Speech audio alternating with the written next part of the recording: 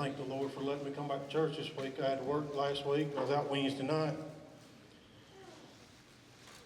You could tell the difference coming to church this morning, just from being away for two of the days that we had church. It like it drove me crazy. But I'm going to tell you how the devil works. You get up on Sunday morning and getting ready for church, and he'll get on your back. You tell him to leave you alone, and then she gets in the car with you and rides with you to church.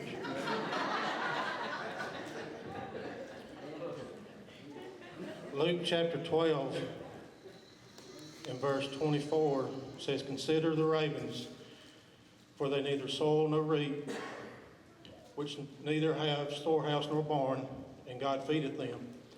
How much more are you better than the fowls?" Look at the first part of verse number 27. It says, "Consider the lilies, how they grow. They toil not, they spin not." This week while I was at work, I don't know if it just started, seen them this week, but I've seen birds everywhere this week.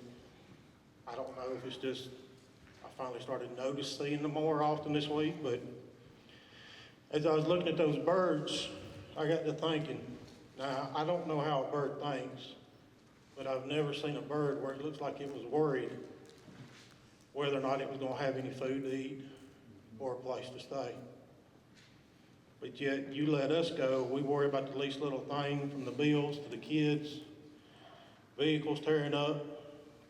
I begged the preacher yesterday not to let us weigh in tonight, because I'm going to go and leave it at that. But you look at all these birds, and I got to think about a raven. A raven is one of the nastiest birds there is. It'll eat. An animal can be laying on the side of the road dead for 3 or 4 days. No other bird will go and eat it, but you let a raven come by, a raven will sit there and eat that bird until it's gone.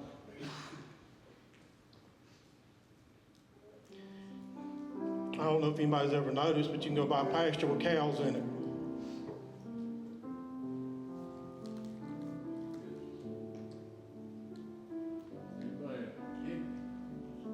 Them cows be out there grazing in that field.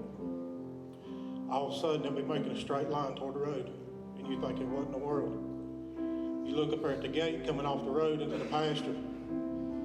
A farmer, or what them cows would consider their master, has brought them something to eat. They don't have to worry about it. They've got somebody taking care of them, giving them stuff. You can ask somebody,